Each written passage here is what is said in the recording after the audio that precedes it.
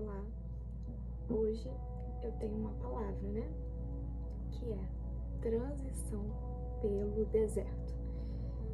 O que a gente passa pelo deserto? O que pode ter num deserto? O deserto é um lugar onde não se pode habitar, onde não se pode construir nada. E no caso do povo de Israel, quando se deparou com aquele deserto, eles ficaram pensando: o que vai ser de nós nesse deserto? O que nós vamos comer? O que nós vamos plantar? Como vai ser a nossa vida nesse deserto? E foi um período de transição. Por quê? Porque ninguém consegue entender nada daquilo que Deus pode fazer. E Ele pode fazer no meio do deserto. Ele pode trazer maná do céu no deserto. Então, se você está passando por uma doença, por um caos na sua família, nos seus negócios, ou é algo que você sonha muito e você não conseguiu, isso é uma fase, isso é um deserto. É um tempo de transição para que você venha reconhecer que o Senhor, Ele é o dono de tudo e que Ele pode fazer infinitamente mais.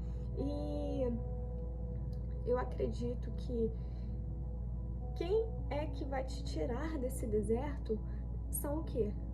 São o seu dia a dia com Deus, as suas escolhas, como você age durante o deserto. Eu já passei por vários desertos na minha vida e um deles foi quando eu achei que as coisas deveriam ser do meu jeito, da minha forma, né? Algo que Deus não faz do nosso jeito, Ele não é obrigado a fazer do jeito que a gente acha que tem que ser. Não, Deus faz do jeito dele, na hora dele, no momento dele. E essa transição não é fácil, tá? Você imagina ter uma família, você imagina ter uma casa, você imagina ter um carro, você imagina ter negócios, você imagina viajar para o mundo, mas isso aí, será que é o que Deus sonhou e reservou para você? Será que é do jeito, da maneira que você pensou que tem que ser, como você desenhou na sua cabeça? Claro que não. Deus, Ele tem um projeto para nós, então Ele faz da forma dele, do jeito dele, mesmo sem a gente entender. Então, quando eu passei por esse processo, que eu estava grávida, né, e passei minha gravidez totalmente bem, fazia as coisas, comia o que eu queria, minha pressão sempre estava normal. E foi chegando mais para a reta final, né, da minha gravidez, e eu já fazia planos: eu vou ter parto normal, que era meu sonho, e vai ser assim, vai ser assado, vai ser daquele jeito, e que eu vou arrumar minha bolsa assim, pro meu filho, para chegar no meu filho, muita expectativa, né, e eu simplesmente só queria que fosse do meu jeito e da minha vontade. Eu não aceitava se falassem de outro jeito. Ah, vai ser assim. Não, vai ser assim, porque é assim. Eu falava desse jeito, gente, dessa forma.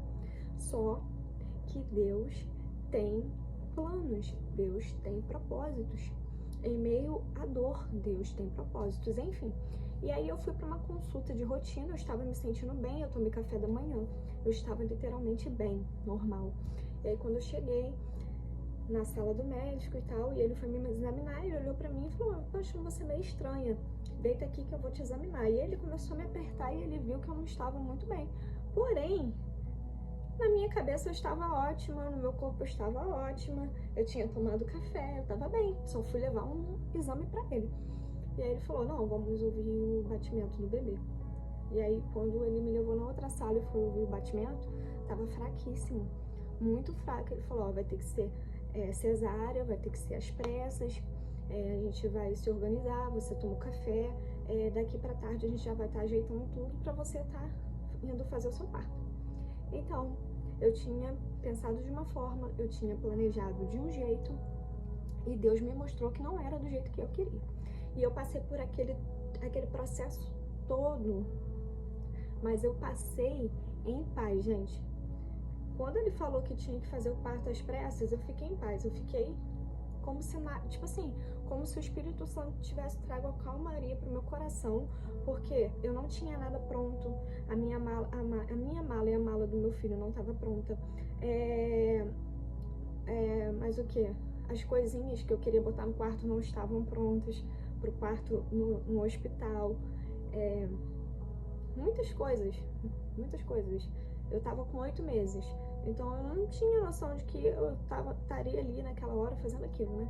E aí eu senti uma paz do Senhor dentro do meu coração. Eu falei, tá bom, tudo bem. Aí ele falou, você não vai poder sair do hospital. Aí ligaram pro meu esposo, dando a notícia pra ele, pedindo pra ele ir, pra assinar uns documentos e tal, que eu ia entrar pra fazer a cesárea, né, durante a tarde. Mas aquilo que eu imaginei não foi do meu jeito, mas tá tudo bem. Eu entendi, eu confiei, eu orei, eu entreguei. E assim, pra glória do Senhor, eu estou aqui, eu tenho meu filho, e ele é uma bênção, ele é um presente do Senhor, porque antes mesmo da gente gerar o Theo, nós íamos ao monte, nós pedíamos por ele, nós sonhávamos com ele, nós desejávamos ele. E Deus conhece o nosso coração, sabe das nossas intenções. Porém, ele deixa certas ocasiões, certas circunstâncias acontecer para testar a nossa fé, para ver até onde nós vamos, se nós vamos murmurar, se nós vamos desistir no meio da caminhada. Se a gente é um crente menino, né, que desiste por qualquer coisa, ou se estamos com ele, por ganância ou por algo que ele faça, não pelo que ele é. E não, eu me posicionei, eu aceitei, eu confiei. Tive complicações no meu parto, né, porque eu tive pré-eclâmpsia e o Theo nasceu praticamente morto. Ele é um milagre, ele ficou 5 minutos tentaram reanimar ele, e graças a Deus, assim, Deus deu fôlego de vida para ele, e ele voltou pra gente, não precisou ficar em incubadora, pra glória do Senhor. Em seguida só deixaram ele só 1 horazinha de observação, e logo em seguida já trouxeram ele, já colocaram em meus braços. Então assim, cara, é algo sobrenatural que Deus fez, mas pelo que eu queria, pelo castelo que eu tava montando, o cenário que eu estava montando, que eu construí, não era o que Deus estava desejando naquele momento. E foi o que Deus fez, conforme a vontade dele.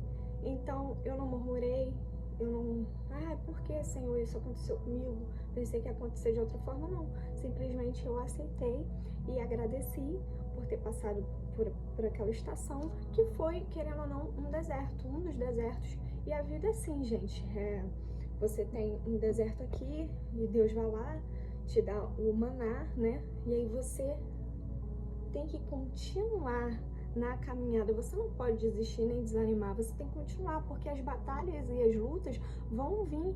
Nós estamos aqui de passagem, o nosso descanso é a eternidade, não é aqui. O nosso lar não é aqui, o nosso lar é o céu. A maior batalha que a gente enfrenta somos nós mesmos, então não dá para ficar andando como um bebê chorão, sabe?